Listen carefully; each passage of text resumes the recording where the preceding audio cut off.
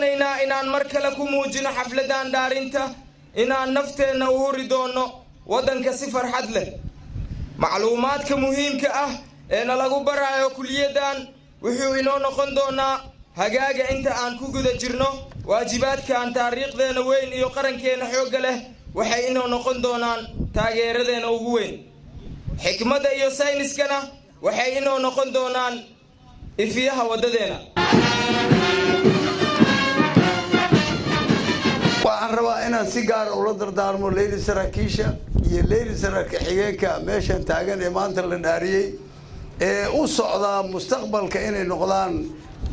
aasaaskii ama se maxaan ku raraa dhamaystirkii ciidanka xoogga dalka Soomaaliyeed ama bilowgii maxaan ku raraa kuliyadan quruxda badan leh maxaan ku raraa aad u qurux badan ee ka muuqata ragii ka soo baxay waxaan rajaynayaa inay berito noqdaan ragga ciidanka xoogga dalka Soomaaliyeed hogaamin doona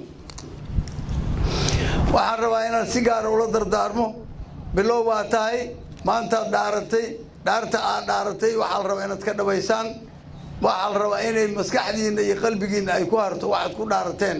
dad islaam ah nahay inay idinka dhab tahay oo aamintaan waxaad ku dhaarateen inay tahay wax sax ah waxaan ka rabaa idinkula dardaarmaya inaad ku fakartaan mar kasta ku seexataan oo ku soo toostaan waxa la idinka filayo waxa la idinka filayo waxa weeye in aad dareentaan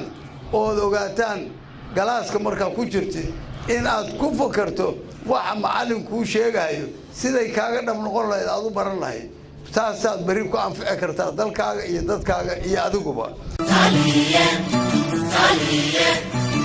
taliye urdu qamba todobatan toban ku jeer mahada la tirin karayn baanu taabinaynaaye